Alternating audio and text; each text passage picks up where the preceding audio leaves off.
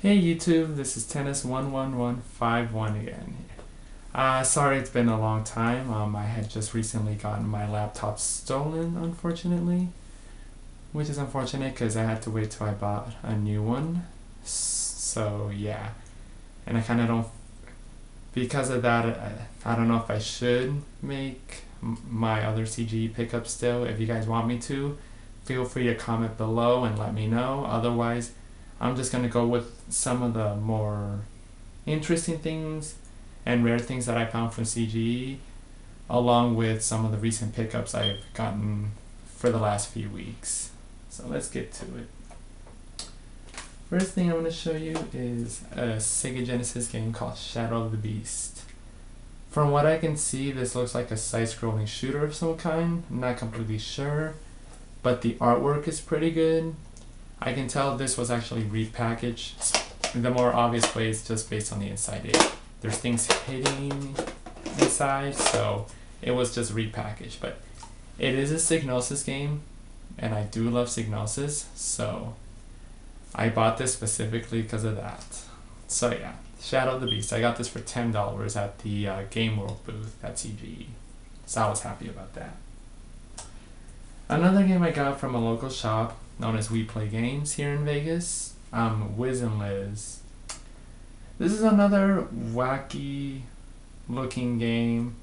I'm not completely sure what this one is, so I think it's just a platformer, but it is a Psygnosis game, just like Shadow of the Beast, and so it's another reason why I got it. I got this one for $15, which, you know, I'm not exactly as hardcore when it comes to prices. If I have the money and I do want it, I'll get it. I am one of the people who do like obscure games, as I've mentioned before, and I am a fan of Psygnosis, so I got this.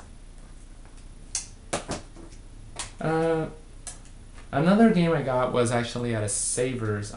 This is actually a game people would not really expect because it's a computer game. Like they would be expecting console games, but there are some computer games I do like to find, and this was one of them. It's known as The Neverhood.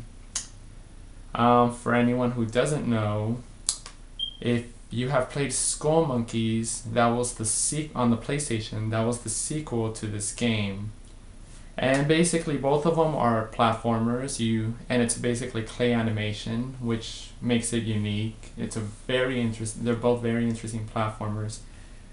And this was also made by DreamWorks, and by the company itself, named themselves The Neverhood.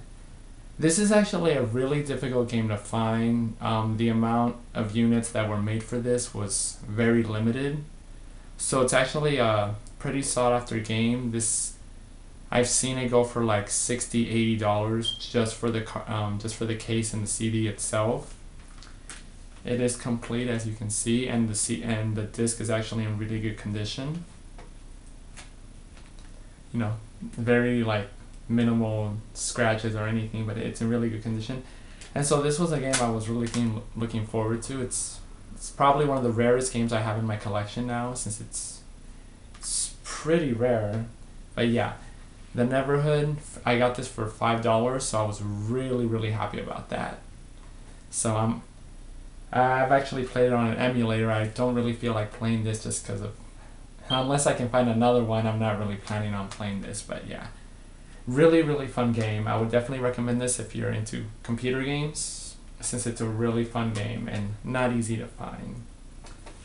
Another game was the rarest game I found at CGE. I was very happy about this because it reminded me of when I rented it once and never played it again. Xenogears for the PlayStation.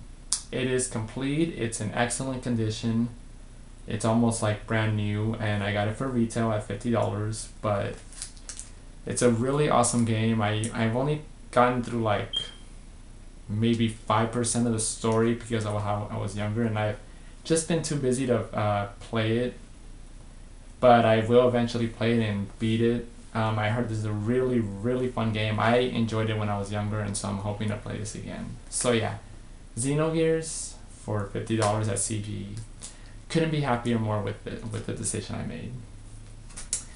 And the last thing I got was I actually got it because my friend decided he'll let me buy it instead. We were both kind of competing for this item, but in the end he decided to let me have it. And it's a very uncommon item. I do not know anybody else as of yet that owns one of these, though I'm pretty sure I'm not the only one. And that is a Sega Channel, the first version by what was it? Scientific Atlanta.